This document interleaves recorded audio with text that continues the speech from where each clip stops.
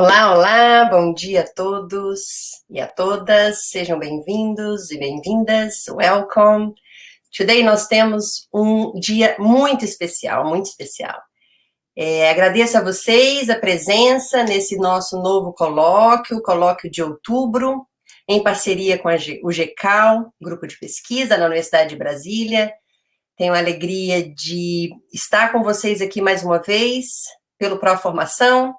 Bem-vindos ao Proformação. Quem não nos conhece, por favor, dê o seu like, passe a nos acompanhar, nossa programação aqui no YouTube. Temos algumas outras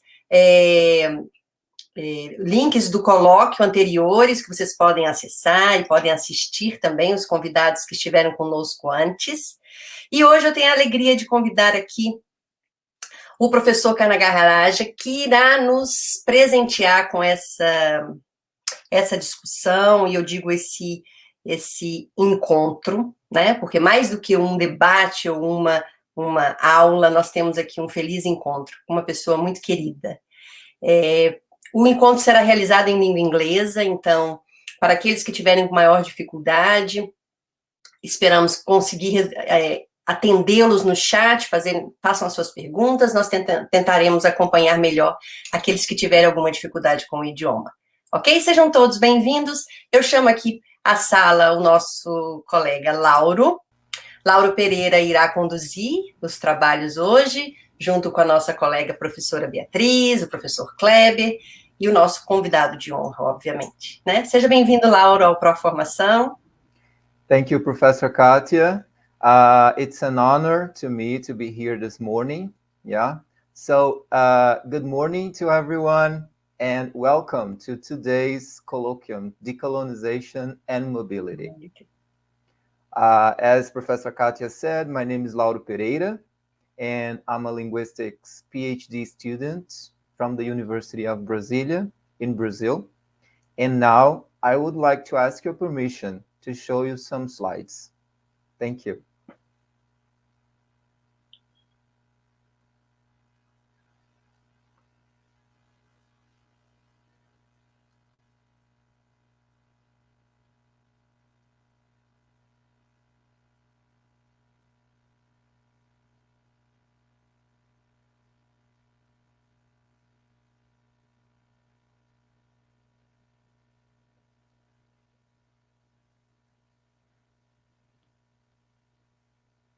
Okay, so today's event is the result of the efforts from the fruitful partnership between GECAL, Group for Critical and Advanced Language Studies, whose leader is Professor Kleber Aparecido da Silva from the University of Brasília, Brazil, and Proformação, whose leader is Professor Katia Martins from York University in Canada.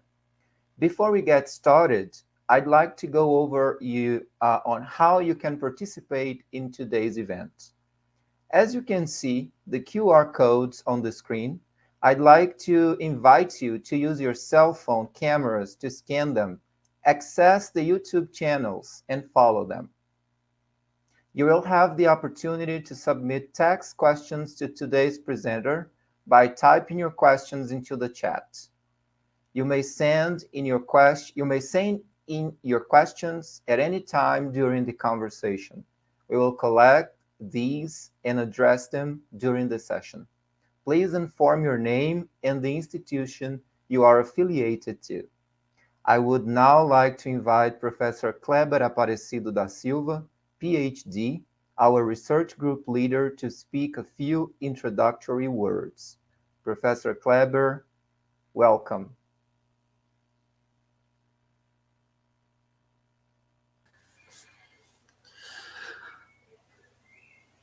Good morning, Lauro. Good morning, everyone. Welcome. First of all, I'd like to thank you, Professor Lauro and Professor Katia Martins, for organizing this colloquium for us. I'm sure that it will be a great opportunity, to contribute a lot of our academic growth. Well, today it is an honor for us to have this opportunity to interact with that great scholar, Professor Surishi Kanagaraja. it will be a great opportunity to receive you virtual in our university, Professor Suresh Kanagaraja. It's an honor. In Brazil, there is a lot of a fan club of Professor Suresh Kanagaraja, and I remember the great experience that I have with you and the Penn State University. And today you have the opportunity to learn with Professor Beatriz Rodrigues. We will mediate this dialogue with our great scholar. It's an honor for us to receive you, Professor Beatriz, in this event. Well, I wish you a great virtual colloquium. Thank you, Professor Suresh Karagaraja. Thank you, Beatriz. Thank you, Lauro. Thank you. Thank you so much, dear Kleber, dear Lauro, and Katia, for this invitation, for mediating this event, which is very important. And I'd like to start also thanking again Professor Kanagaraja for having accepted the invitation of our group to be here today and share with us some of your knowledge. As Kleber has already mentioned, there are many people who read you, and I believe there are many Brazilians now who are anxious to hear you. Okay, so I'm going to start sharing a little bit about Professor Kanagaraja's biography. So, Suresh Kanagaraja is the Edwin Earle Sparks Professor of English, Applied Linguistics, and Asian Studies at Pennsylvania State University. He teaches courses in World English, multilingual writing, language socialization, rhetoric composition, and postcolonial studies. Suresh comes from the Tamil-speaking northern region of Sri Lanka. He taught earlier at the University of Jaffna, Sri Lanka, and at the City University of New York. He was formerly the editor of the TESOL Quarterly and president of the American Association of Applied Linguistics. His edited book, Routledge Handbook on Language and Migration by Routledge 2017, won the 2020 Best Book Award from the American Association of Applied Linguistics. Professor Kanagaraja, the floor is yours now. Thank you so much for being here today. And would like to hear you. Yeah, thank you for having me. It's a great honor to engage with scholars from Brazil. From the time I was a teenager, I was interested in Paulo Freire. So Brazil is the home for critical thinking for me. I was groomed into critical linguistics and critical pedagogy by Brazilian scholars like Paulo Freire. So I respect a lot of the scholars and friends I have there. I got to meet many scholars in Brazil during my visits there. So I'm really happy to know about your questions and thoughts, and also develop my own thinking by talking to you. So thank you for having me. You are more than welcome. So we have prepared some questions based on two of your papers, as Lauro is showing here. Okay, so especially based on these papers. And of course, as it was mentioned before by Lauro, the people who are in our audience can also send questions to us. So we are going to start by asking you questions. This will be like a conversation, okay? And of course, we are very anxious to hear you. So the questions are just like a kind of provocation from us to hear more of you on what we have already read of your papers and the books you have written. So please, Lauro. So the first question is, in your paper, Rethinking Mobility and Language from the Global South, there are two very interesting statements in its first section. As evident in that, the first one, as evident in that account, I treat mobility as an expansive paradigm in this article. First, I distinguish migration from mobility. And the second one, I did not cross borders to become a migrant. The border crossed me. More importantly, the border did not just create a geographical place with a new name and identity. It also produced a subject, a person with a new sense of identity, an alien. As I believe most of our audience is composed of Brazilians who may not have experienced this kind of situation, either of migration or of mobility, could you please explain these statements based not only on your theoretical background, but also on the experiences you've lived? Yeah. So that's a very good question that goes to the heart of the paper that I wrote. So a lot of times when we use the word migration, it largely refers to people crossing borders. Refugees going to another land, or students going to students and workers and professionals going to other countries. But mobility is a broader term. It means that even when we don't travel, we are at the center of mobility. For example, ideas are traveling, media is traveling, goods are traveling, and then internet right now, because of this streaming, people from different countries are able to interact. In a sense, we are crossing borders. So I wanted to use the term mobility, and a lot of other scholars also use it to show that there's always movement of people and language, languages traveling. Just to give you one example, so many European languages came to our land in 1505. Portugal came to my island. And after that, around 1650, Holland came to my island to rule my community. And then around 1720, Britain came to the island. So even though we didn't cross borders, all these countries came, they brought their knowledge, they brought their culture, they brought their languages. So we experienced mobility, even though we didn't migrate to other countries. But at the same time,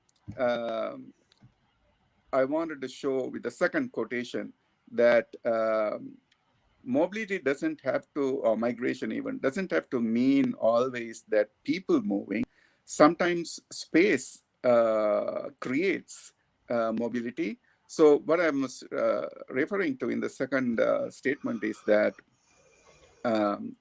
we were once part of India, long time back, many centuries ago. Lot of our borders, national borders, were not there, before modernity, nation state formation, around 16th, 17th century. Before that, there were kings who moved between different places. So we might be part of India one time, part of the other communities in Sri Lanka, the island at one time. So, uh, um, our national identity, there was nothing called national identity because there was no nation state. There was no border for the country. But one thing that happened very dramatically to change my identity was British colonization, because Britain captured the whole island around 1780. So after that, in this island, there were many different ethnic groups. Mine is Tamil. The majority group is Sinhala. They are largely Buddhist. My group is largely Hindu. So in Britain, in order to rule all the communities effectively, they said, we are going to create one country, and made this island into one country. They called it Ceylon. So what happened is, when they did that, the majority community, the Buddhists, took more power. Because they are more in number. So this change of borders, where they drew the border differently, we used to have a kingdom earlier in the north for our own people. That was taken away. It was now part of this national identity, Sri Lanka. So when that happened, I became an alien in my own land because the majority group said, "Go to India. You don't belong here." Because way back, actually, both our groups came from India, both the Sinhala community and Tamil community. That was about 5 centuries before Christ we came, both of us. But now the majority community said, "You minority communities are aliens. You don't belong here." So what I'm saying is, after many centuries of living in this island, when Britain changed the border and made a nation out of all these different communities, I had developed a new identity as an alien, as somebody who doesn't belong in this island. So, I was what I was trying to say is, even space creates identity. We sometimes think only language creates identity or culture creates identity. But in this case, the change of borders and how this environment, this island was drawn in terms of boundaries, created a new identity for me. So actually, this phrase, um, I didn't have to cross the border, but the border crossed me, was also made popular in the south of United States, in the Hispanic community, in the border of Mexico and United States. So when United States bought a lot of land in New Mexico, Texas, and a lot of other places in the south, a lot of people who were earlier citizens of Mexico now became aliens because the border changed. And even now they are called illegals, or they are called undocumented immigrants, for no fault of theirs. It was because the border changed. So one point I wanted to bring out from these examples is that space is also changing based on how boundaries are drawn, and that has implications for all of us. How space is divided, how boundary lines are drawn, changes our identities. We might be either insiders or outsiders, citizens or aliens, for no fault of ours. So I was thinking we should bring that also into analysis in our fields. Thank you so much. Thank you so much for your uh, the way that you explained that. I believe that for at least for me, and I hope that for people who are watching here, it was really interesting. It could clarify many things, and I think it helps us as linguists, as researchers, students here to understand better, to have an idea how it is, and of course we can relate it to our own realities. Okay, can we move on to the next question because I have many interesting questions here. So, in the second question, we see on the section Implications for Language, you affirm that privileged speakers arrogate to themselves the right to place speakers according to their language ideologies, regardless of the speaker's grammatical proficiency. We can understand, therefore, that despite the presumed democratization of language and identities in mobility, students everywhere want to acquire privileged versions of English belonging to its traditional homelands.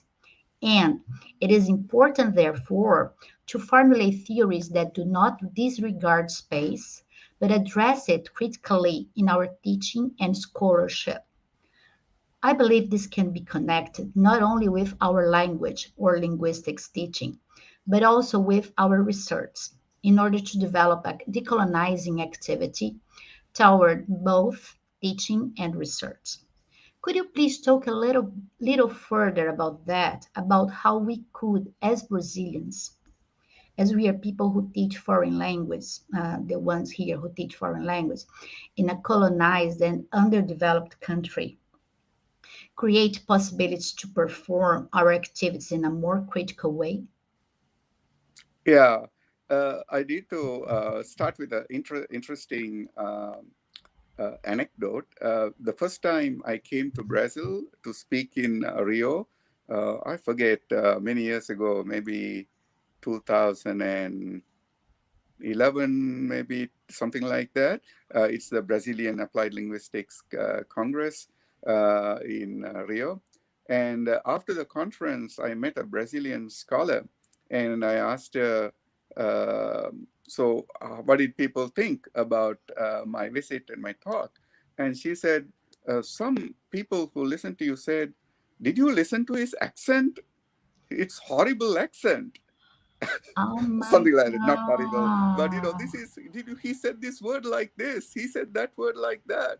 So I said, do you realize that your accent is also not native speaker accent, like you don't talk like England or British English or British people, but always we believe our accent is correct, our Yes. accent is close to the native speakers, like British or Americans, and anybody outside from a different country, because their accent is clear to us. We can hear it. We can't hear our own accent. So we believe other people's accents are inferior. So honestly, in my case, although I have lived in the United States for some years now, I never tried to change my accent Great. for important reasons. First of all, I grew up in Sri Lanka. I learned English there. I grew, all my life, including some early teaching, was in Sri Lankan universities before I came here. So I feel that if I talk like a white American, that's a violation of my identity. That's not me. I'm different. My skin is different. If I was white, I can try to pretend like I'm a native speaker, but I'm not white, so I don't want to do that. But that's just one example, and these are all the audience was a lot of senior researchers and linguists, right? But even they were thinking like that. That this accent is not. How can somebody be a professor of English with that accent? Or how can somebody be a professor in the United States with that accent? So that's common sense. That's how people usually talk about. But there's a kind of conflict with our research, because in our research, all of us believe um, there are multiple accents, or there is no good accent and bad accent. There is nothing called inferior or superior accent, and all of us have accent. Even native speakers have accent. So that's just one example of how research and theory conflicts with our practice, because in practice we all have biases. We all look at Yeah. other people as we are better and other people are inferior, right? It's a normal way to think about it. So that we should start with us, maybe, all of us, and that's an important thinking in decolonial theory. That is, it's about subjectivity, our own embodied experiences that should inform our research. Research is not about separating ourselves and our backgrounds from the things we study. So in my case, I try to bring my experience, my values, my identity into my research. Many years ago, because of the power of modernity and European research approaches, we were asked to keep research objective, separate yourself from your research. But we don't do that anymore, because we believe that objectivity, detachment has its limitations. Uh, Even when we claim to be objective, we can't be fully objective, because our values, our affective life, our feelings and emotions and imaginations are part of research. So that's one uh, principle that has helped me about doing research from a decolonial point of view. I should say, I wouldn't tell Brazilians how to do research, because they have their own expertise. But I can talk about how I would do research, so that maybe there are lessons for Brazilians also. So that's one thing, to do embodied research, to draw from my experience and my values to bring it in to my research. Um, Secondly, what I refer to here as a respect for land is, in my article, I talk about a lot of traditions in linguistics in mainstream, European linguistics, has looked at language as a separate structure, starting from structuralist point of view. Language has its own grammatical structure. Each language has its own structure, and we should approach it from the point of view that it has its own life, that it's outside of us. Another principle that has influenced linguistics in Europe is a temporal view. That is, language is changing, evolving, and there are superior languages and inferior languages. It's almost like Darwinian survival of the fittest. That is, certain languages like English and other lingua franca are superior, and there are certain tribal languages, minority languages that are not progressive, that haven't developed, and therefore it's okay if they die, because they are not functional. So that's a second assumption that influences European linguistics. Time, that in time certain languages are evolving, progressing, changing, becoming superior, and there are other languages that have been left behind in time. They are very inferior. But what I learned from decolonial points of view, especially from my land, is that we associate language with space, and especially land. And what we mean is all the languages that occupy a land have equal validity. They are part of the land. They are part of the ecology.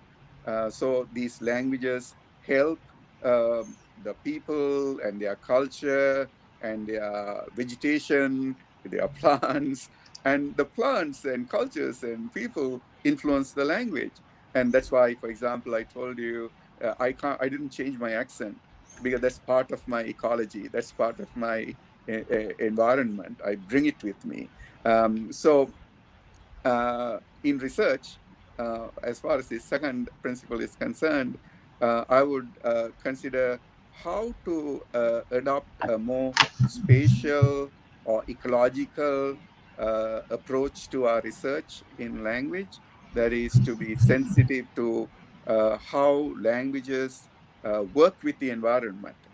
So more practically, it might mean not treating languages as superior to other semiotic resources like gestures, body, my body color, my skin color, my hands, using gestures, um, even objects in the environment, like the things that are around us.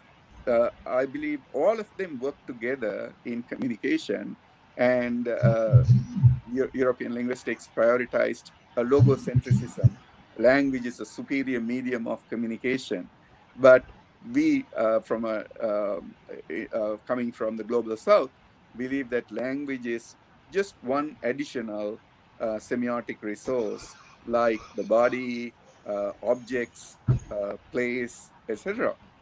So that'll change the way we do research, from treating language as a separate object that is superior to making it part and embedded in our environments. So those are two examples of how we might do research. Just one quick implication if you go in this direction. Uh, in European linguistics, we think of certain dialects as pidgins and creoles, and others as languages with a capital L, and even better, some others as lingua franca, global languages. And any spontaneous mixing where people mix, say, Brazilian Portuguese and English, or English and Tamil, they would say those are like creoles. They are pigeons. They are functional mixtures that live for a short time, just for a few people, and they don't influence the language much. But, and we know a Haitian scholar, Michel de Graaf, who has called this um, the Creole Exceptionalism. That is, linguists believe there are certain things called languages, and there are others which are creoles and pidgins, which are not languages. And he says it's a bias. So what I found is in our part of the world, in South Asia, we have many languages, hundreds of languages, and people are always creating pidgins and creoles. That is, when we speak to each other, when we meet somebody in the street, we are borrowing some words from them, they are borrowing some words from me, we are mixing it up, and we are managing our conversation really fine. We can understand each other. So what I believe is that when you think of languages as part of the ecology, part of the land, we should also be ready to acknowledge these mixed languages because it's not inferior. They are very functional. People are able to understand them. More importantly, it takes this bias, the prejudice, that certain things are not languages, certain other things are real languages.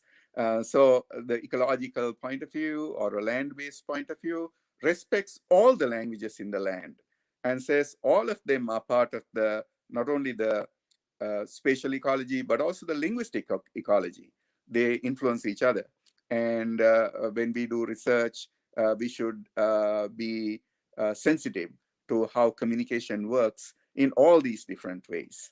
So those are some examples on how, when we do research from the global south, our assumptions are different, our principles are different, and it will call for a different kind of linguistics that may not be acceptable in the global north, but we need to struggle for it, to say that we come from a different point of view about how to do research, how to look at language, and how to look at teaching languages also. So, thank you very much. Very good examples, very good explanations. I believe they relate very well to what we would like to do. I think what many people nowadays do, I hope so, that is to treat with respect, right? All language and people, and also in our research. So the next question we have for you is question number 3 that says, considering recent intensification of academic mobility around the world, how does it change education and language teaching in the global south context? Yeah, it's a very short question, so I'm Yes, wondering, there are many ways to yes, interpret that. I agree. So maybe one way in which I interpret that is um, students from Brazil need to travel to United States for higher education, for PhD, for the sandwich course. I know a lot of students. I have hosted many Brazilian scholars as part of the sandwich course. Mhm. So PhD students come to my university and they are learning. Even now, I have a scholar from Turkey. She came during the pandemic and she's finishing up now. So we always sponsor Mhm. scholars from other parts of the world. And then also, academic mobility might include not only students going to other parts of the world, but also scholars going to other parts of the world. Like Katia. Katia is in York University. She's not in Brasilia anymore. So there are professors from Brazil who also go to other parts of the world. And I think, there are good things about knowledge exchange and knowledge sharing. So, Kleber just said he likes to come back to United States maybe next year for another academic trip to learn and share knowledge. So that's an important activity. So a couple of things about the implications for language teaching in the global south. I think one of the pressures we have because of this academic mobility, as you brought it up in the previous question, where in that statement I said there's a pressure for everybody to learn English and also speak like the native speakers, right? And we believe that that's the best way we can progress. We should learn a global language like English, and we should learn to speak it like native speakers. So let's think about the challenge in teaching English in the global South, because it's a global language, and a lot of people call it the academic lingua franca. That is, scholars all over the world use English for publications, conferences, even this meeting now, although it's between Brazilian scholars and a Sri Lankan scholar, English is like a medium, common shared medium that we are using. So English is serving as a academic lingua franca. So there is a pressure for all of us to learn English. And I know from Brazilian scholars, they have said they also, a couple of years back, had a policy which required inviting a lot of teachers to Brazil to help with teaching English, even for subject fields like mathematics and other fields. I forget the name of that policy, but you had a policy to expand English language teaching. So I believe, and this is something I've mentioned also in the past, in the very first book, although I called it Resisting Linguistic Imperialism, I said resisting is not rejecting. Resisting means take it over and make it your own. A lot of people misunderstood the title Resisting Linguistic Imperialism as meaning rejecting English and saying, I don't want to learn it. But when I look at students from my country, a lot of rural students, people who even may not go to other parts of the world, they said, we need English.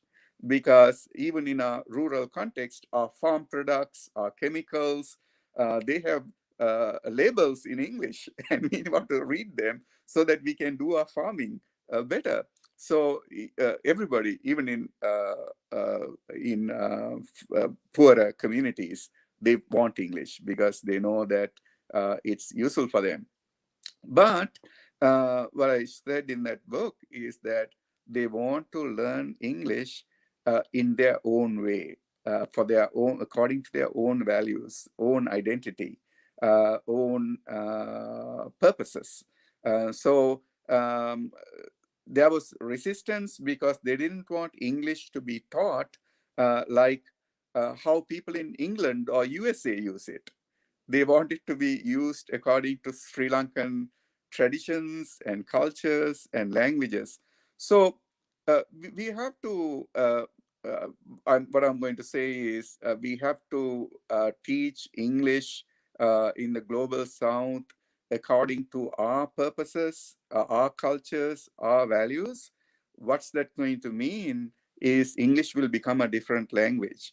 It'll be slightly different from the way people in other countries and other communities speak, especially how native speakers speak. But then, if English is going to be a global language, then even native speakers should be ready to see the language change. So there's this Nigerian post-colonial fiction writer, novelist, Chinua Achebe, who once said in one of his essays, if you say English is a global language, you also have to let this global language change according to the globe. You can't say English is a global language, but I want everybody in the globe to speak like me. He said, that's a contradiction. You can't have it both ways. So you native speakers have to decide, is English a global language? You're proud that it's a global language, but if it is a global language, it's going to be global. It's going to change. You need to let it change. So I think people who, native speakers who use English and teach English in other parts of the world have to realize that English will change. I would say even if they don't like it, English is going to change. So, an interesting example I give to a lot of students and scholars here in the United States is that if you go to India and tell them, if you Indians don't speak English like us, uh, uh, your language is not English and you should stop speaking, they would say, goodbye. You can just go to your own country. We need English. India can't be a country without English. We can't survive without English, because in India there are, like, hundreds of languages, and a lot of people in the South hate Hindi because there's kind of tension between the local languages. But when it comes to English, they think, well, who cares? They are not here anymore. They colonized us hundreds of years ago. They are not here. So it's a neutral language. They think, it doesn't really harm them. So what I'm saying is, English is serving a lot of functions in a lot of countries, and people have taken it over and changed it and used it, and now they don't care whether native speakers care about it or not. But on the other hand, we do want intelligibility between many communities. Sri Lankans should talk to Brazilians, Brazilians should talk to Americans, uh, Americans should talk to the British. They also have different varieties. Sometimes, actually, my American students say, we can't understand the British because their accent is so different, the way they speak is different. So I think we need to eventually move forward to understand that um, it's not the form of the language that ensures intelligibility, but reciprocal practices. That is, how do people interact interpersonally with discourse strategies that help them understand? So if we focus a lot on the accent, we started this talk with my accent. If all of you focus on the accent only, you won't understand me. But if you also look at the context, what are we talking about? Decolonization, education, not physics, not chemistry, not biology. It's going to help you because you can fix, okay, I don't understand that accent, but I can understand the topic. And unfortunately, you don't have a lot of gestures here. The camera doesn't help me put the gestures, but you see my facial expressions. Yes. So that can help you. And if in a conversation, sometimes a lot of people can ask a clarifying question, they can respond. So those are the reciprocal strategies I'm talking about. That is, I need to make some accommodations for you Yeah. to speak maybe slowly and clearly, and use good examples to make myself clear. And you should use all the context and all the semiotic resources to help you understand. And that's something we have to do all over the world now. The British should do that to the Americans. Americans should do that to the Sri Lankans. Sri Lankans should do that to the Brazilians. So I think if we go in this direction of teaching English as a global language that's sensitive to the local cultures and ecologies, then we should also move away from looking at form or grammar, like accent, one way of using the grammatical structure, and say the grammar is going to be different. The accent is going to be different for everybody, even among native speakers. And what we need to do is all of us have to work with each other with reciprocal discourse strategies. There should be a give and take. And that's the only way in which we can all treat English as a global language and ensure academic mobility, which is important for all of us. Global North needs to know our knowledge that we bring from Global South, and we have to know what the mainstream journals are talking, and all the privileged universities are doing research on, so that we can share that academic work. Excellent. Excellent. I couldn't agree more. Nowadays, some time ago, I heard of a colleague from my university. Mm-hmm. She said that somebody asked her, as she's an English teacher, so what English do you speak? What English do you speak? Because this is an old question, right? Yeah. Usually, there were only two, in the past, there were only two answers for it, we know. But she answered Brazilian English very Right. proudly. And I was very happy to hear that. Yeah. And Yeah. now in Brazil, we can even say, like, with all the regional accents that we have, that we don't have like one Brazilian English. We have many Brazilian English because we also have our regional accents. So That we have, goes back to the idea of Creoles and pidgins that I mentioned earlier. yes, You know, yes. there are so many local varieties that we didn't Mhm. earlier recognize, but we are now open to recognizing that English in even Brazil, in the different regions, will be different. It'll have some local mixtures, different accent, different words. So we are beginning to respect all of them. That's very important. So let's move on. There are questions here, more questions from our group and questions from the audience. So I think we are going to, I think we could balance that. Is it okay if we have like a question from our group and then a Oh question yeah, from yeah, the yeah, audience? yeah. Okay. So here we have a question from Professor Maria Tognato from Unespar Campo Mourão, and she asks, Professor Kanagaraja, please, considering the decolonization importance, how can we deal with the internationalization perspective in higher education context? And I think it continues, right? I'm not sure. Yeah, so that it can be an academic and a social contribution.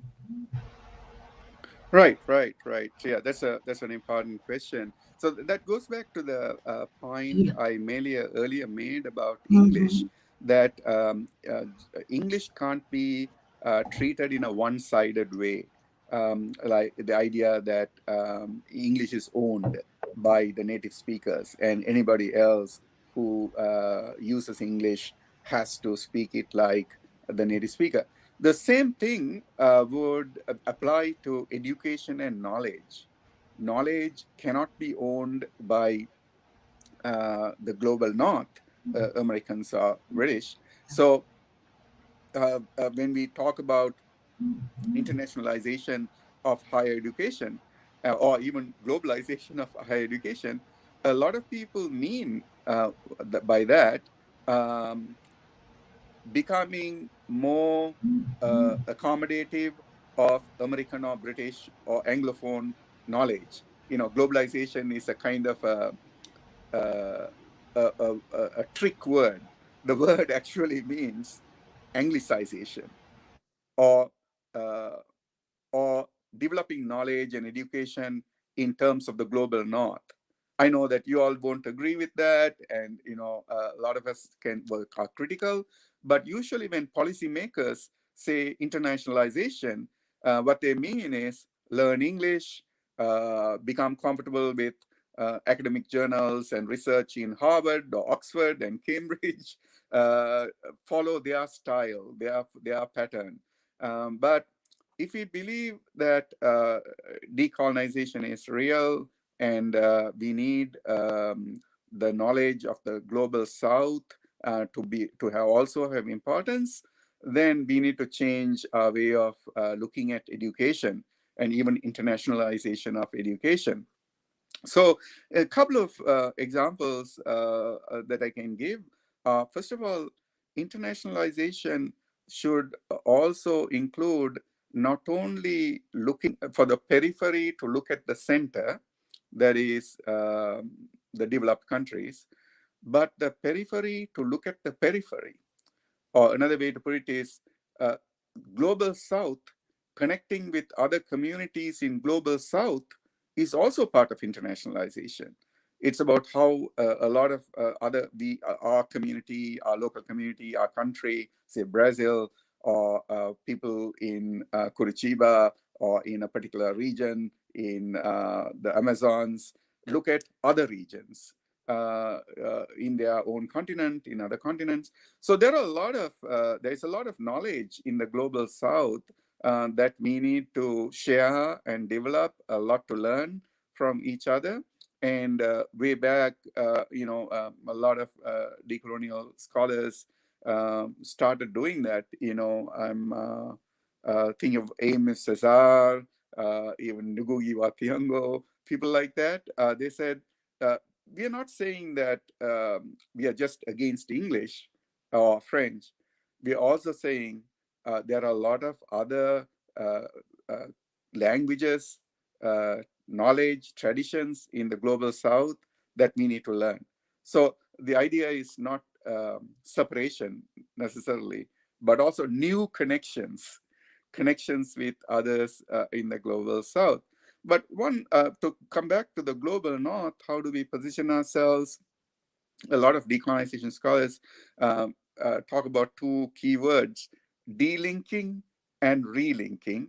When we talk about people like De Sousa Santos or Walter Mignolo. So on the one hand, we should delink our education and knowledge from mainstream approaches in UK, USA, the global North, so to understand what is unique about our own culture and knowledge, traditions, and communities. But the second part is really complicated, relinking. So we have to connect back to the English-speaking world, to the global North, but more in our terms. So the idea is we have to change our frame of reference. Earlier, we thought of them as superior, them as the norm, and we are borrowing things from them. But now we join this conversation from our standpoint. I think Mignolo would use the word locus of enunciation. Where do we speak from? We conduct education from our ecological background, where do we live, and our cultures and communities. So it's possible to connect to the global North, not to abandon it, not to reject it, but to relink, but from the point of view of our own educational traditions and knowledge traditions. So I would say the challenge there is, first of all, we have to understand what is our educational tradition, what is our knowledge tradition. It's not an easy question because, like in my country, after being colonized for more than 700 years, starting from Portugal, Holland, Britain, we don't know our knowledge tradition. They were suppressed. Of course, fortunately, in my culture, like Tamil is one of the ancient written languages. We have poetry written 2nd century before Christ, still available. So fortunately, in my culture, we have some written records of our ancient knowledge and ancient literature. We can recover that knowledge. But in a lot of other cases, the colonizers destroyed that knowledge. Because they thought this is worthless, this is useless. So I think in order to change educational practices, one of the first things we need to do is try to learn what is our knowledge tradition, what is our epistemological background, and then how do we influence the knowledge in the global North and educational practices from the point of view of our own knowledge tradition. So I hope between global North and global South, there'll be knowledge sharing that is more democratic and equal. So we are not against rejecting the global North or the English language, but to participate as equals, as people who are bringing our own knowledge and values. So I know that, say, in Ecuador, they tried that and it failed because, some of the reasons for the failure were really ironic, where the new governments, in the name of socialization, uh, uh, in the name of modernization, they were actually, I think, involved, influenced by neoliberal kind of approaches. They compromised the indigenous educational efforts, and things changed. But and I think one of the problems that would come up is people would say, if you focus a lot on local knowledge, then our students are going to be left behind. They are going to suffer because the globe doesn't respect our local knowledges. So it's going to be a challenge to feel proud of our own tradition but engage with the global north as equals. Thank you for the question, also for the ones who are contributing. Here we have another question, and then we can go back to the questions from the group too, Lauro. So here is from Camila House, and she asks, Professor Kanagaraja, what aspects do you think are important when giving students feedback as English teachers, considering a decolonial relation between teacher and student and a decolonial view of language? Yeah, that's a great question. Things are you're becoming very micro in your perspective now. Zooming down into classroom relationships and teacher-student relationships, feedback. So it is important. I think sometimes we talk about decolonization as a theoretical kind of approach, but we don't really take it down to interactions in the classroom with students, interactions in writing. So I would say um, definitely that there is a power inequality between teachers and students, and we need to question that to see what gives authority to teachers. But from a practical point of view, even if from an ethical point of view, teachers don't accept that they are equals, from a practical point of view, they need to accept it because languages are changing. Languages are very diverse, identities are diverse. So I tell myself in every interaction with a student, I am learning with the student because the student is bringing certain experiences, certain ways of using English. Just think about social media, for example, technology, the internet. There are a lot of new genres of communication on the internet that a lot of older teachers don't know because that's an experience that we don't necessarily share. We have a lot to learn there. So when I teach undergraduates here, I am actually learning a lot uh, from them. So for example, in one of the courses I am teaching, some students are saying, we are talking about research for master's level students. They said, we want to study particular memes on the web. So apparently just to give you one example, one student said, I want to analyze the meme boomer remover. So I don't know if you've heard about it. I didn't remember or hear about it. Boomers are people like me, people who are born like 1950 to 1980, baby boomers.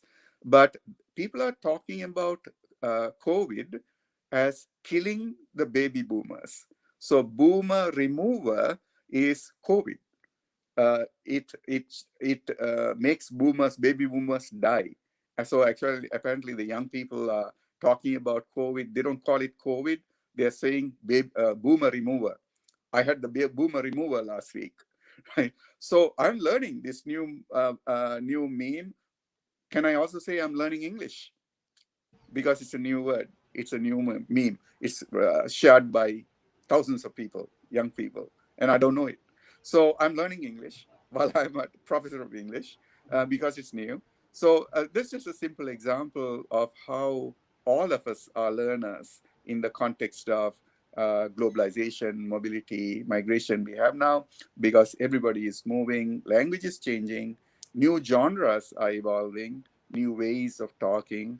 So uh, we can think of the teacher-student relationship as one based on mutual learning. But at the same time, I feel some people might say, so what's the role of the teacher? Why are you a teacher if you are a learner? So what I would say is the role of the teacher is to ask meaningful questions, not in a way to kind of insult the student, but in terms of learning. So I would ask questions like, so what does baby remover mean? Who uses that? Things like that. And then to make it more analytical, I would say, are there different meanings for baby remover? Because I'm sorry, boomer remover, because maybe the old people won't like it. The young people will use it one way, older people. So that is making my student now go to the analysis with different eyes. So what I would say is asking good feedback questions, not to insult the student, but to learn together, can actually learn both, help the student to learn better. So I would say the type of feedback we give is to help reflexivity, to help the student think more about their own knowledge and own assumptions, and the conversation would develop reflexivity on both sides, in me also, with the students saying something. I think about what are my assumptions, what did I think about it. So actually this is what I have done in some of my articles in on writing. I used to teach a lot of writing for undergraduates, and what I found was students from different countries. You might have read some of these articles by Arabic students, Japanese students, and when they write differently, when I ask them, oh, why did you use this Arabic word here, or why did you use this Japanese word here? What I found is uh, they are saying this idea can't be translated into English, and then both of us are learning. Okay, what is so unique about this Arabic word, and what is the limitation of English? And that's how I actually started giving more space for code meshing. You might have heard of that word. That is that sometimes in writing you might have to give space for other languages even though it's English writing. And I found that through the feedback there are ways in which, through the conversation, even an unintelligible word from Arabic or Japanese can become intelligible through negotiation, through interaction. So I've actually written about code meshing and translingualism. I would say I actually learned more about them with students rather than doing research outside the classroom environment. So, as you all know, much of the publications, uh, early publications, were in classrooms with students, student writing. And they developed my theory further because I saw that they were very bold, they were very creative. And rather than insulting them and saying, you guys don't know what you're doing, I had a conversation with them, and they changed a lot of my assumptions about how literacy works, how writing works, how English language works. So actually, it was helped by good feedback, more collegial, equal, supportive feedback. You might even call that a feedback that is a kind of a scaffolding feedback where we give scaffolds for both the students and myself to build things rather than to shut down things and saying that's wrong, don't write like that. So that's a good question. Yeah, very good, and very good answer. Thank you. Okay, the next question comes from our group, and the question is: modernity discourse tends to sell us the idea that we are all global citizens. On the other hand, some of us, like indigenous people, are still fighting for land, language rights, and some sense of identity and belonging. Is it possible to think and act globally and locally at the same time? Yeah, so that's Yeah, they're not different. yeah, yeah, they are Yeah, but connected. mhm. And There's another phrase that comes to mind from based on your last phrase. Actually, a lot of people some years back used to say, "Think global, act local." So you all said think and act globally and locally at the same time, which is another way to put it. But maybe we can take the second formulation in a more practical direction, because we can't think and act globally and locally at the same time because it's a lot. But one way to start might be think global, act local, because what it means is do things in your own community with the knowledge of what everybody else has been doing. Both others in the global south have been struggling with the same questions and struggles that you are struggling with, because colonization is a shared experience.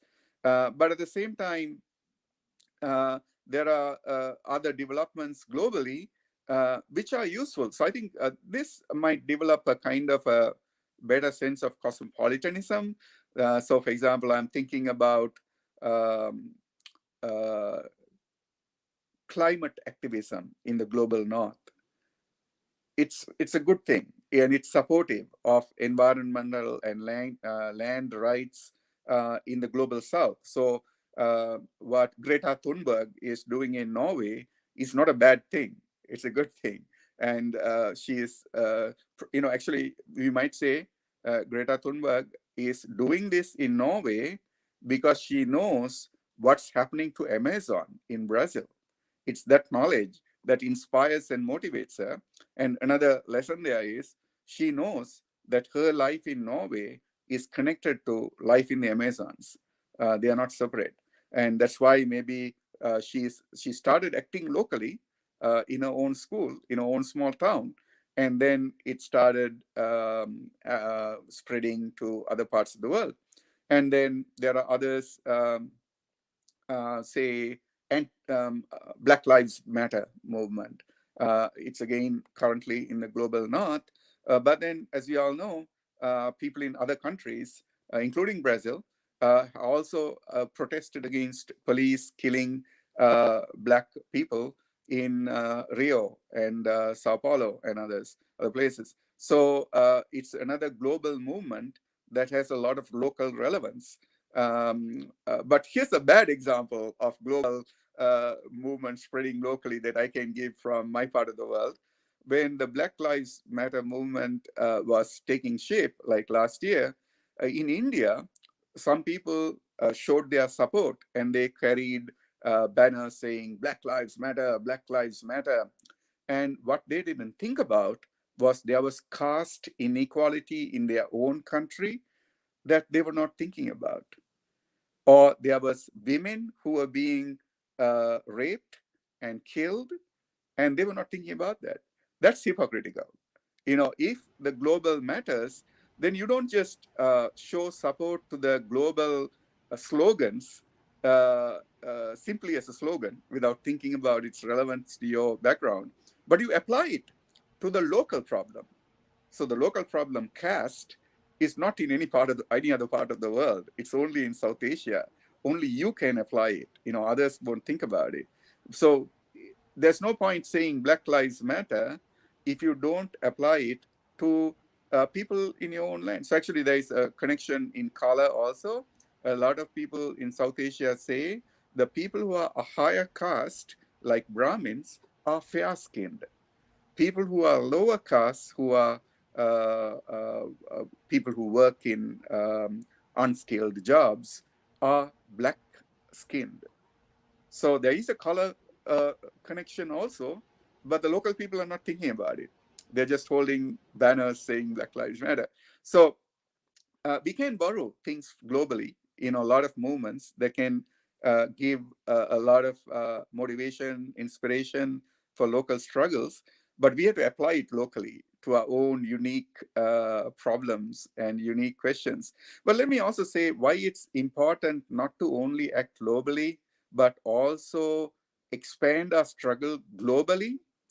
The reason is that the type of uh, political control we have now, the way power operates now, is global. It's not only limited to the nation state. It's not limited only to a particular region. I'm thinking about the neoliberal market and neoliberal economy. It's one of the unique conditions of the neoliberalism is the way it goes beyond national borders for selling products, marketizing products, moving people across national borders for economic privileges, and more importantly, ideologically, making the whole world into one market, basically, right? So that it's easier to make profit. But then there are implications geopolitically for how power works. It's almost like all the communities, all the nations are becoming networked into one system. This is not a new idea. It was already said many years ago in the world systems theory, this by Immanuel Wallerstein and Gunda Frank and a lot of others, that this is becoming an interlocking world system. And that's even more true now. So the way to bring it down is also to act globally. In the sense, we should start locally, but we have to expand our struggle internationally, because it's easy to isolate some of these local struggles to the local community, and for the rest of the world to proceed like business as usual. This is a local problem. We can isolate it, and the rest of the world just continues with life as it is. So what I'm saying is that's a way in which the local struggle can be marginalized. So there's power in local struggles, and we all have to be very mindful of our own unique struggles and concerns. But we also have to realize that there might be more, we can achieve more when we network with others, other communities who are marginalized, both in the global north and the global south. There are also communities in the global north who are marginalized. And that can work better to resist the market, the liberal market and the neoliberal geopolitical system. Very good. Thank you. Thank you very much. And we have another question here. Um, According to your paper, Rethinking Mobility and Language from the Global South, there are new nouns like flows, networks, superdiversity, and cosmopolitanism that gain currency in this exploration. Would there be a redefinition of the concept of mobility in countries of the Global South in view of the COVID-19 pandemic? If so, what would be the possibilities for the countries of the Global South that face, above all, serious social inequalities? Right. So this question also has a lot of interesting Yeah. possibilities. On the one hand, when you think about the global south in the pandemic, I'm wondering whether you're talking about how the global south is uh, discriminated against. For example, in the I vaccine, think so. Yeah. people, the global north has all the vaccines. People in the global south are not getting it. And there are other social inequalities. Like even in the global north, the people who are dying are the minorities. We call them the frontline workers. They are the most vulnerable because they are made to do all the work. The rich people, say in New York City, in Manhattan, they go to isolated places. They are secure. They are able to keep away, like Malibu in Hollywood or somewhere. There's no, actually some actors went to all these places in California where they're expensive places where there's nobody around. Actually, some of them had a whole estate where they can walk and do anything without getting into contact with people. But the Hispanic workers, the Black workers in New York City had to take food, had to take the bodies of people who are dying, and they suffered a lot more. So there are a lot of inequalities. So it's a good question whether there are other words that we should be thinking about. I think this is a very creative enterprise where we should coin new words to talk about these inequalities. So you're right that words like flows, networks, superdiversity, etc., think only in a one-sided way about flow as always positive, and flow as the only thing that's happening, or mobility as the only thing that's happening. Whereas there is also a lot of isolation, control, So let me just give you one word, one new word that it might be an example, and we can think as we go along about other new words that might be important. So there's a Hispanic scholar, Lisa Flores. Her new book, I think it isn't published yet, but I heard her talk, uh, uh, uh, is going to be static mobility. That's a term that she is using. And what she means by static mobility is in some migration contexts, you want people to come, but after they come, you don't want them to move. You want them to stay there.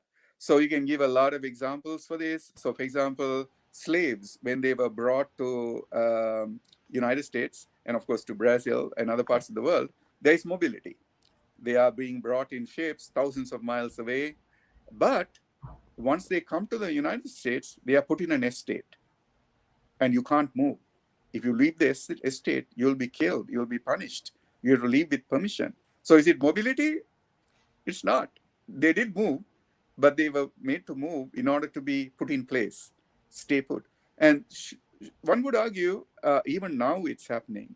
So, for example, there's a lot of discussion about undocumented immigrants from Mexico or Guatemala or Honduras. On the one hand, the farmers and landowners in the South, the white landowners, need them because without them, they can't have their harvest, they can't do their farms.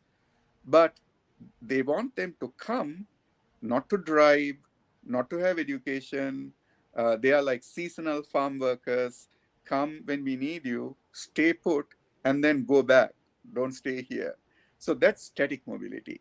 You want people to come, but not to move around. You want them to stay put. So that that's a new word. That this person, it's like a paradox. Mobility doesn't mean static, but it is for in some context it works like that.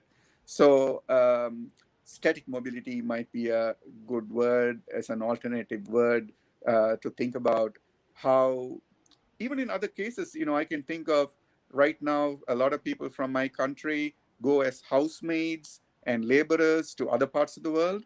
Many of them are going to uh, Arabic countries, Mediterranean countries. The laborers are going to Singapore, Dubai, and places like that. And they think, this mobility brings new money to help our families. To some extent, it's true. But when you look at them, Leah, in one room, there are 30 people living together. And then if you go to Singapore or Dubai, you will see all of them are taken in an open truck to work at 8 o'clock and they are brought back home at 5 o'clock. They are, it's like cattle.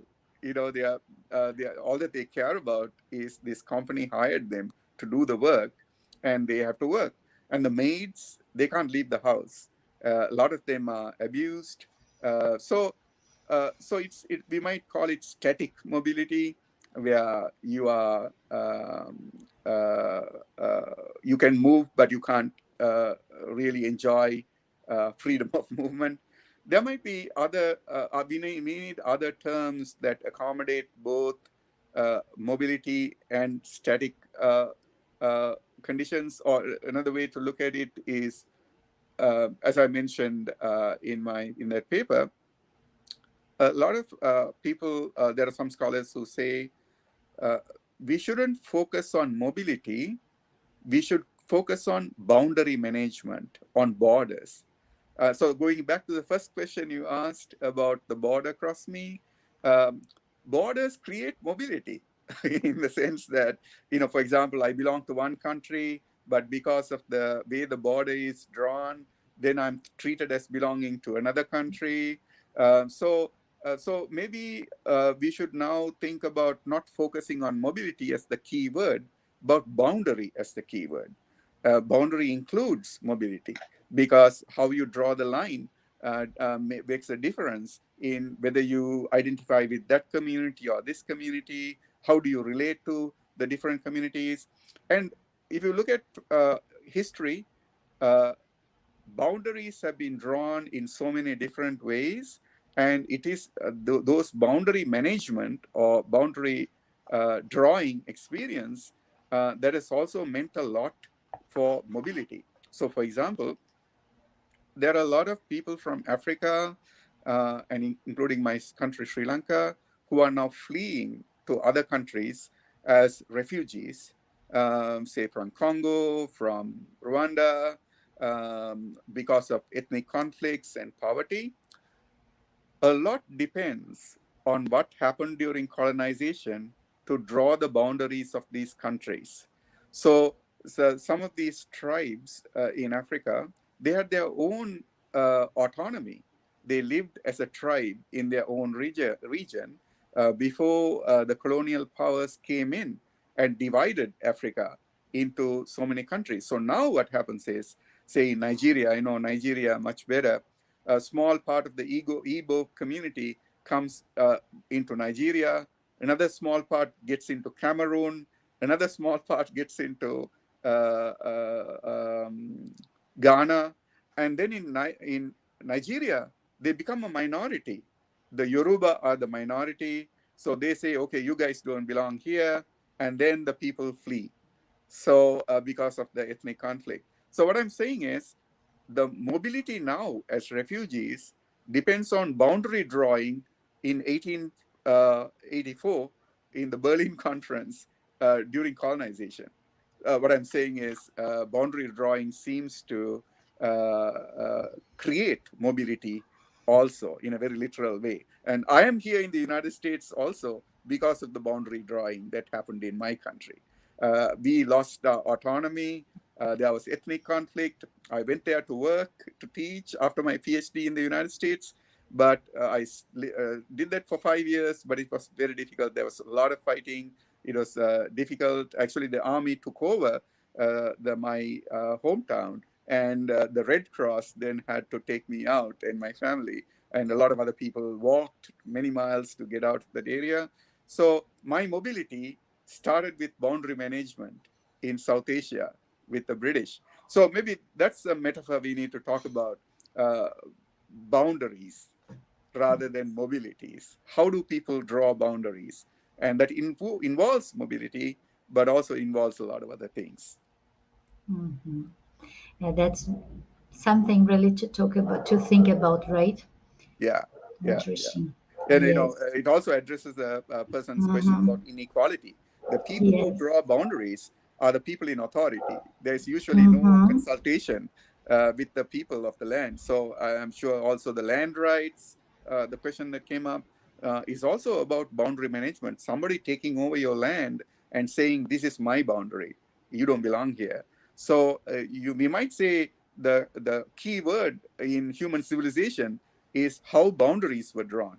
Some people Yeah. started drawing boundaries, and in one sense, you might say boundaries are important. It's a good thing to know, like, what is my safe zone? What is my community? In one sense, it's good, it's natural, but in another sense, this safe zone becomes exclusive. I put out other people and say, you don't belong here. This is my community. This is my home. It comes all the way small things to home. Home is a good thing. But I want a lot of people think of the home as keeping other people out. Yeah. And that, if you apply it broadly, it can happen to a country, it can happen to a region where we say, this is my country, this is my community, this is my land. And so, fortunately, the indigenous communities had a different understanding of land and borders. It was also reciprocal. So I've read a lot of scholars in Native American scholars. They said, we care about our land sovereignty, but at the same time, we were hospitable to the people, other people Yes. who lived in our land, because of their reciprocal, relational ideologies. They could have it both. They could say, I'm proud of my land, but I'm also comfortable with hosting other people, in being a good host. But in the Western global North idea, ownership means exclusive ownership. You keep other people out. So that is a major problem. If we develop new ways of drawing boundaries and ownership, we are proud of our own land and our own belonging, but at the same time, we are good hosts. We are hospitable hosts. So that notion of boundary management was there in the global South, but I think in the global North, it didn't used to be like that, and it's the global North's understanding of boundaries, home, ownership that has taken over, unfortunately. There are many questions. People are here anxious to participate. So let's see if we can have their voices also heard here. So here we have another question. English has always had a premise as a premise. Its teaching learning approach, the methodological models of the global North, whose pronunciations show mainly the American or British accents in this process. That said, there is a linguistic prejudice to other possible phonetic variations of English when taught as a lingua franca, where Asian and global Southern accents tend to be ridiculed or even corrected, such as Indian English. How to deal with linguistic prejudice around English as a lingua franca? Yeah, it's a big question. Yes. Part of the problem is this: um, it doesn't depend on us; it depends on them to change their prejudice, right? I mean, if it was Tamil, I can give you examples of my language. This is something that really happens in my community. When outsiders learn Tamil, they might know only a few words, their accent will be different. We'll be proud of them. People say, oh, look at how this Canadian is talking Tamil. Look at how this Australian is talking Tamil. And they will weep. They'll cry. They say, look, oh, this is so beautiful. And they're horrible. The accent you might call horrible within quotation marks in the West. But that's not what we are looking for. We are just proud of them that they can even speak a few words in Tamil in their own accent. So there's something interesting about why, I know it's true for a lot of other languages where people are proud of outsiders using their language in whatever accent they want. But in European languages, especially English, they are not proud of others using their language in their own accent. I think there's a lesson here. It's possible that when English is such a global language, a lingua franca, the native speakers feel threatened. They feel like, oh, everybody is now speaking our language. Where is our power? Where is our authority?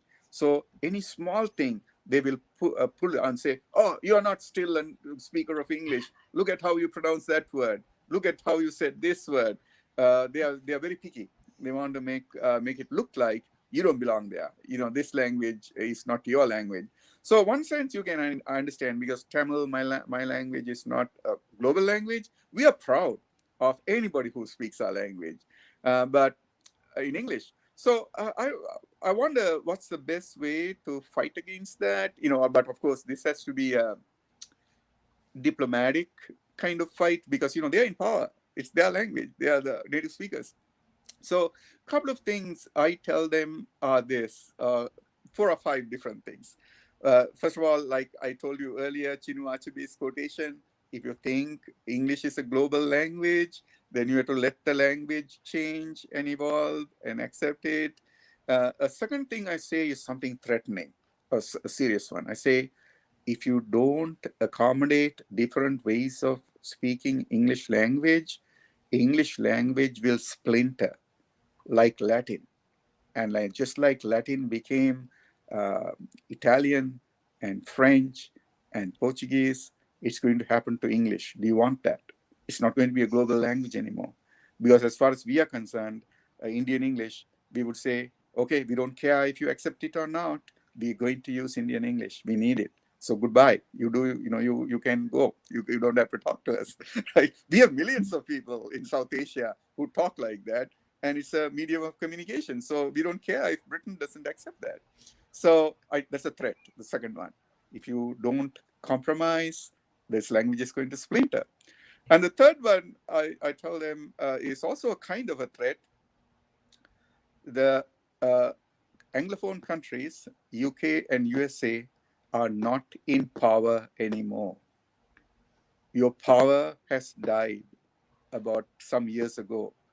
To Americans, tell them, you are $50 billion in debt to China. You are in debt to China. What's your economy? And then militarily speaking, also, there are a lot of other new militarily powerful countries. We all know about the BRIC countries, right? Brazil, Russia, India, China. They are the emerging countries. So what I tell them is, the power that English speakers think of is an old understanding of power. Power is shifting. It's a little more nuanced and balanced. It's multilateral basically.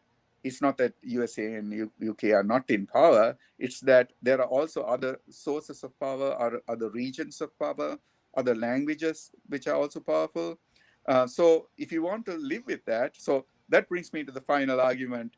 I tell them, you can't insist on English being spoken on in one way if you want to have global relations now, and America and Britain engage in production,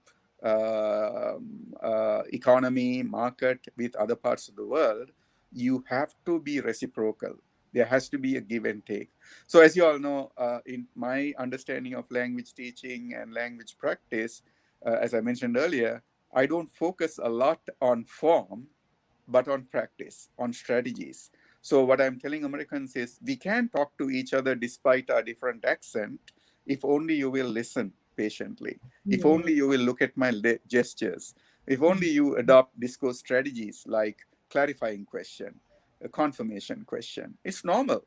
And another strategy that might help all of us is language accommodation, speech accommodation. There's an old sociolinguistic theory. Even without knowing it, without realizing it, when people talk to each other, they are making compromises. They are moving closer to each other. So it's intuitive. We don't have to study linguistics or anything. Everybody is doing it.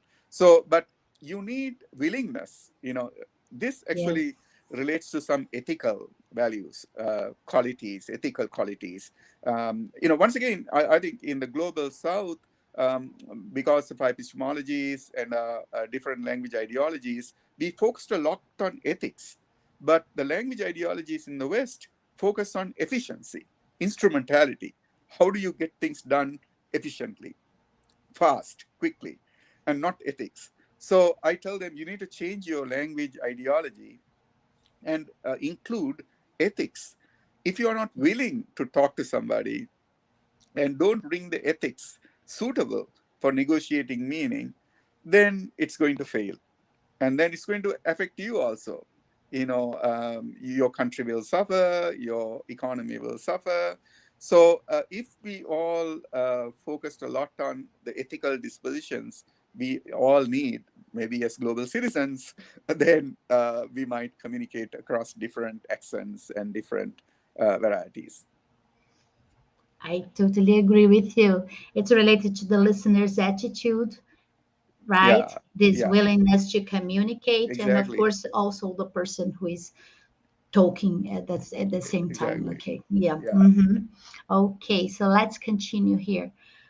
We have another question here. In your paper, Translingual Practices and Neoliberal Policies, Attitude and Strategies of African Skilled Migrants in Anglophone Workplace, in item 4.6 on Dispositions and Socialization, you talk about the difference in practice.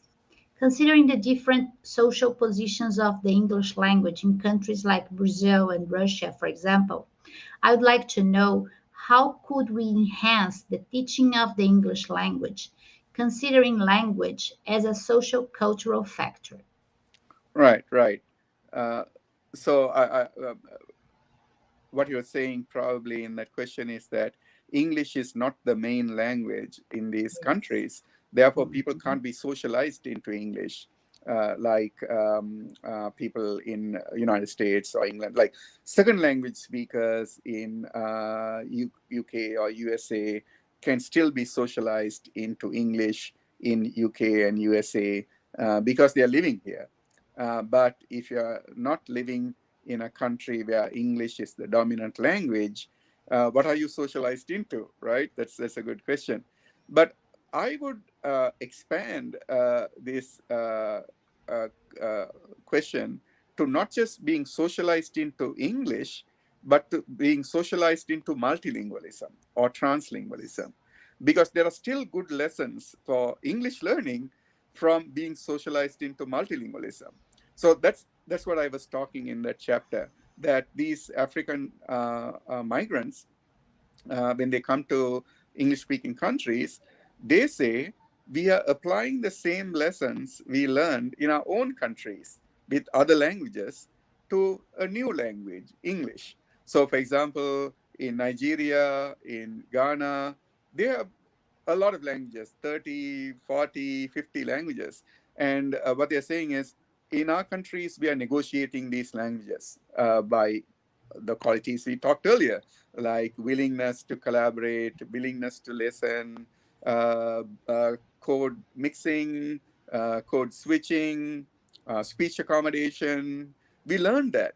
So when we come to a workplace in the UK or USA, where there are many people from different backgrounds, from Scotland and Ireland and Wales, and Black British people and Caribbean British people, we are applying the same principles here, and it would work.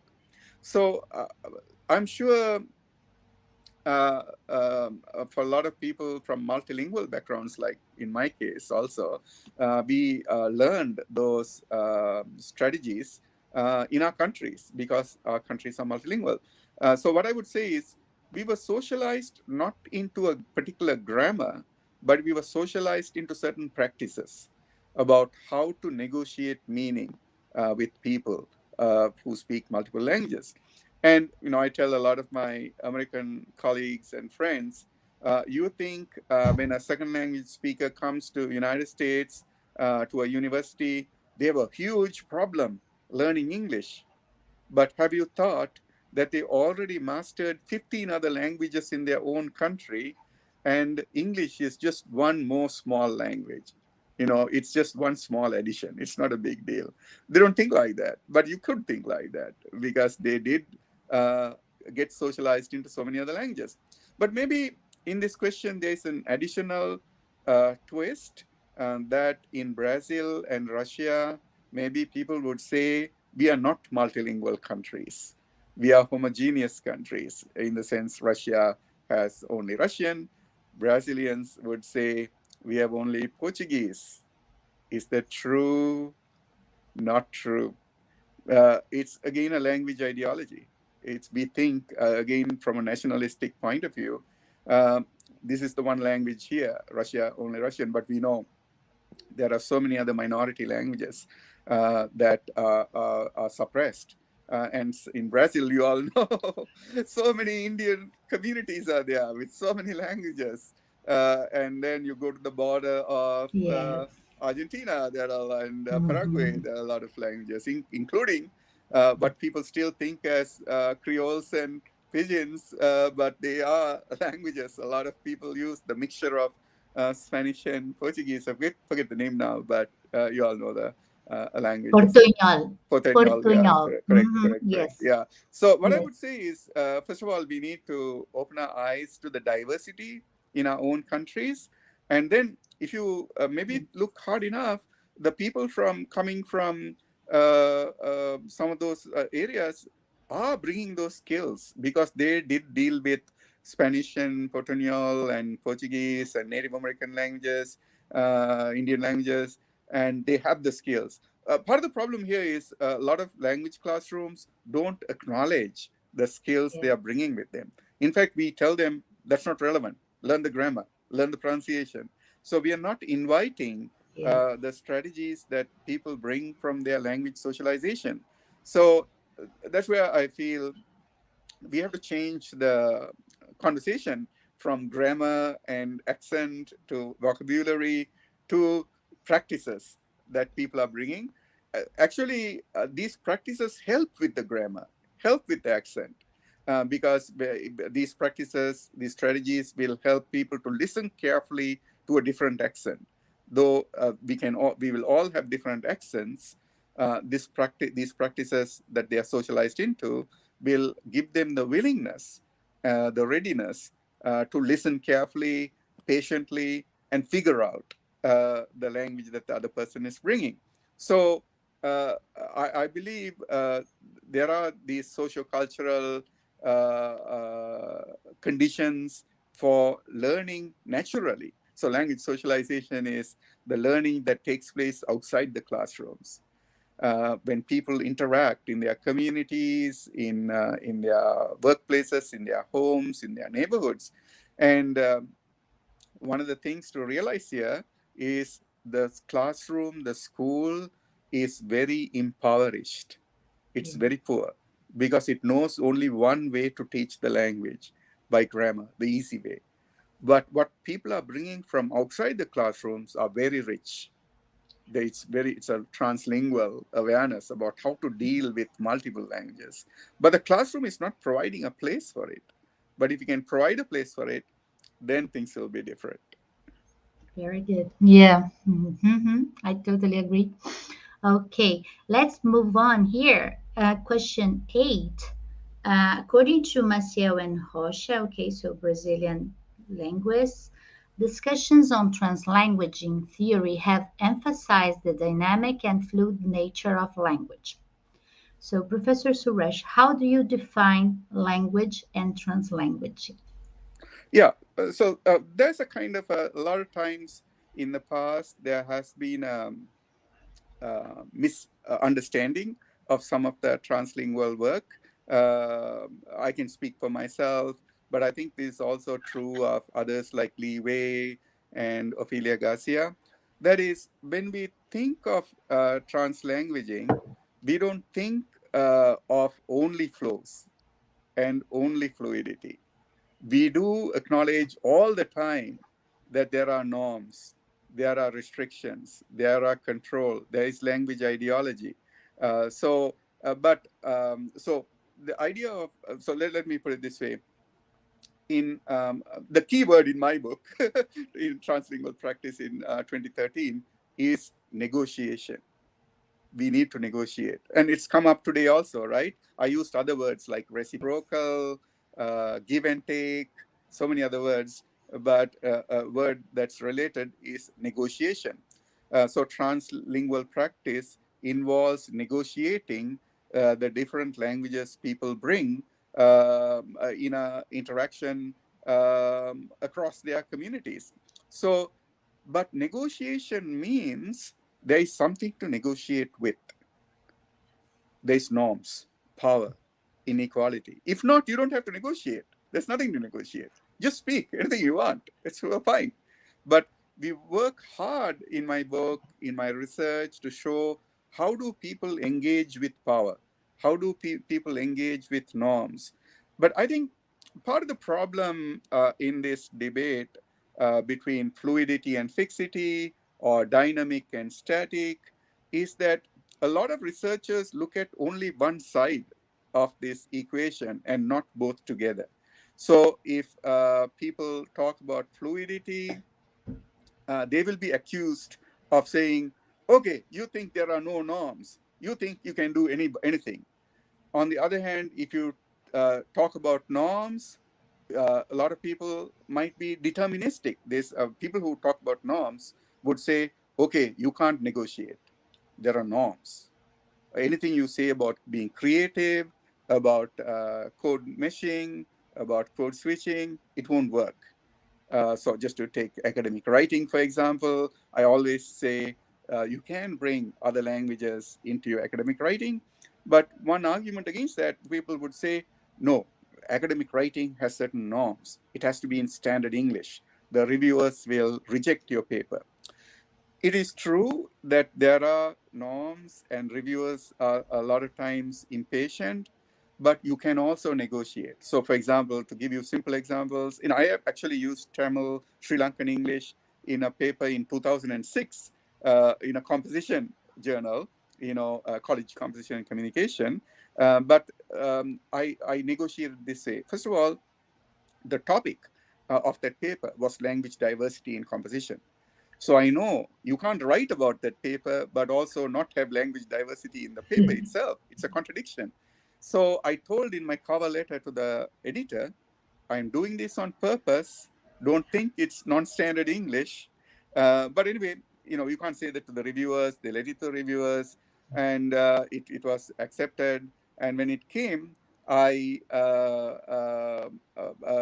told, and when I revised and sent the final paper, I told the editor, don't let the copy editor change these things because it goes against the paper. It's only a little, but it's Yeah. still something. So what I'm saying is, when people say translingualism is exaggerating creativity, fluidity, what they're actually saying is norms are powerful. You can't change norms. But I think what we need to do is to keep both of them together. There are norms that creative translingual practice has to negotiate with.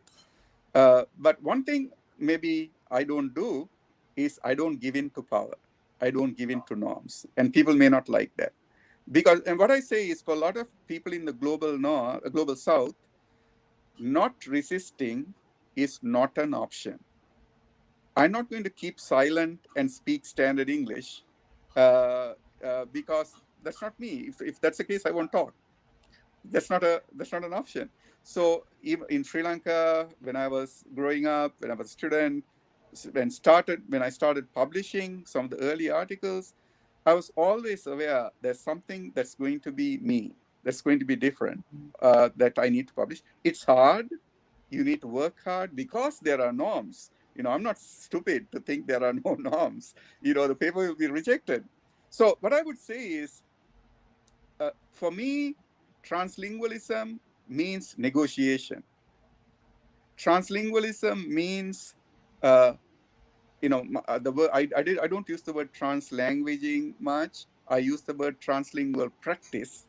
The word practice is important to me because what I'm saying is there are language ideologies that are static, powerful, coercive. But in practice, we can negotiate things because practice is messy. Practice is very diverse. You can't control practice because it's going to take different forms and shape. So for me, translingual practice means always finding a space to negotiate with power. How to negotiate, it'll take different forms. Sometimes you would code switch a lot. In another context, you can't code switch much. In some places, the diversity will be more in tone and style and not in grammar. In some places, your syntax can be different. So another thing about translingual practice, it's not the same thing everywhere. So what I tell a lot of people, it's not a product. It's not a grammar. It's not one way to use the language. It's a practice. And practice means it's going to be different in different places, for different people, for different communities. So I hope that helps. Okay. We have two more questions. I don't know if we're going to have time for them, but let's see. So question 9, some authors and or scholars in critical applied linguistics use the term translanguaging, like Ofelia Garcia, Leway, Lekeri Makalala, Claudia Rocha, Ruberval Maciel, and so on. And you use the term translingual practice. So that's what you were talking about. I think you could just Yeah, I develop think a it's little relevant bit. here. Yeah. Yeah. But, I Uh-huh. don't want to speak for other scholars because actually Ophelia Yeah. Garcia and Lewe, in their 2014 book, after my book, they said the distinction I was making, that translingual practice is about practice. And also I make the point in my book, I am focused more on the social and ecological side and think of the cognitive side as a secondary side. That is, Mhm. practice comes first, cognition comes second, to put it roughly. For some scholars in the beginning, because they were fighting against Chomsky's cognitive approach, translanguaging was defined in terms of cognition. That is, people are thinking in terms of different languages in their cognitive competence. Cognitive competence is not a competence for one language, is a correction they made. So I said in translingual practice, I'm focusing more not on the mind, but on society, environment, materiality. It has implications for the mind, but it starts first with what happens in practice. But Ophelia Garcia and Leve in their 2014 book said that's not fair. We also believe in practice. We also accommodate the relevance of other things I mentioned earlier, power and inequality, etc. I would say currently a lot of people are moving towards similar ways of looking at both translanguaging and translingual practice. When it started, maybe about 10 years ago, in 2011, 2010, I remember I was in a conference where Ophelia Garcia and a lot of others, we were all together and I was a respondent. And I raised this question, are we thinking of mostly cognition, or are we not focusing on practice? So at that point there was a lot of conversation. What is translanguaging? Is it something that happens in the mind and influences our practice, or is it something that happens in practice and then shapes our mind? But now I think a lot of people are moving fairly close together. We are all there are still differences, because I would say Yes. one thing, uh, translingual practice and probably even translanguaging is still evolving. We are still learning a lot of things. So one of the things to realize, as far as I'm concerned, I'm not interested in defining the term finally for now. I don't want to say this is translingual practice, goodbye. What I find is we are still learning a lot of things about different communities. And now I have sent an article to Li Wei. Li Wei is publishing a new journal titled Educational Linguistics, and he wanted me to write this. I'm making the connection, I made it a lot earlier, how translingual practice evolves from the indigenous local speaking practices in South Asia, where I grew up in. Because I was in the United States recently, I've been defining translingual practice in relation to the debates here, like monolingualism, modernity. But now I have time to go back in history to look at how we used to talk in Asia many centuries ago.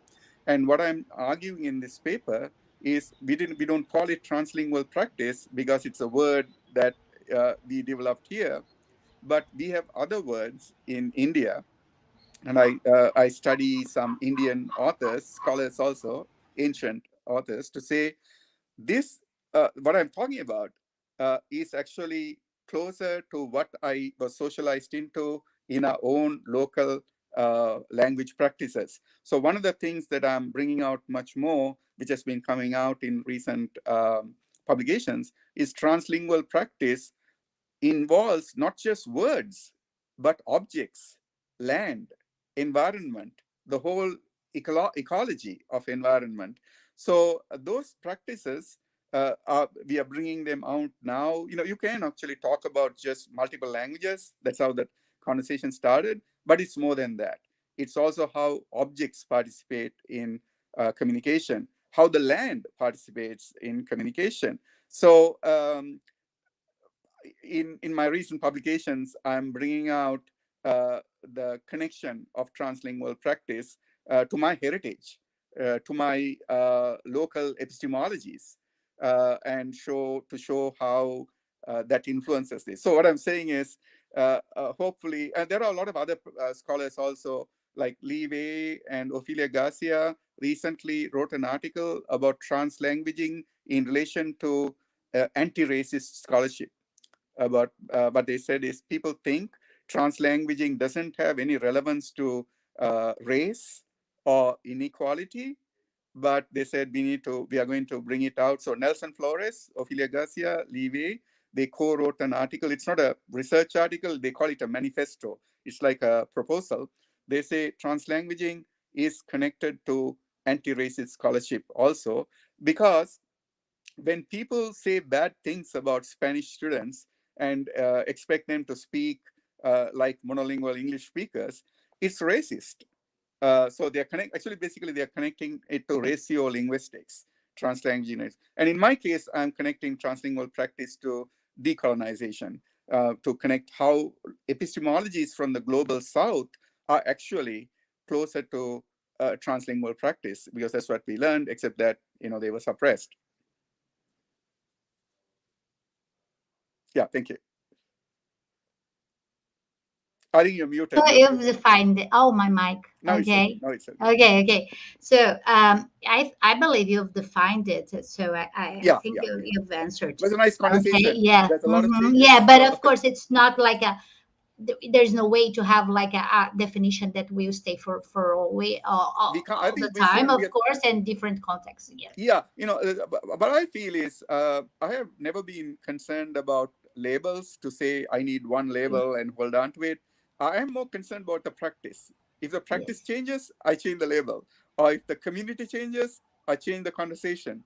Because what's important for me is not a theory or a practice, but I'm sorry, not a theory or a label, but what's happening in social practice, political Yes. practice. So it's humbling, because as scholars, we need to keep pace with what's happening in community. And politics is always changing. When you articulate something, people in power are listening.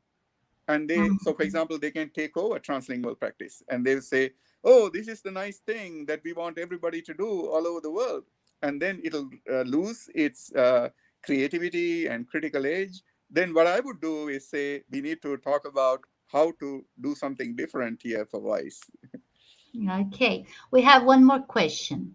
So, from the critical decolonial research developed by you and your research group at Penn State University, how do you conceive of and interrelate translanguaging with decolonial studies and with language teacher education?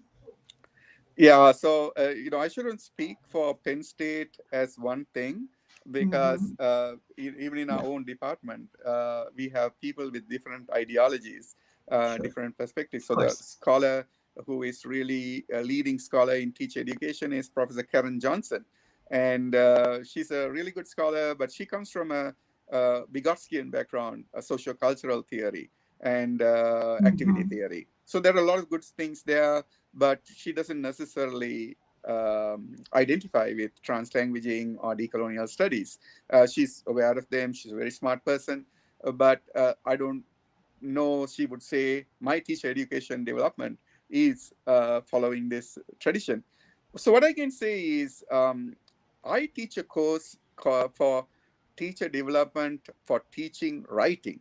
It's called Teaching Second Language Writing, which is a teacher development course, but a very specific course for teachers of Yeah. writing, not for teachers of everything. Uh-huh.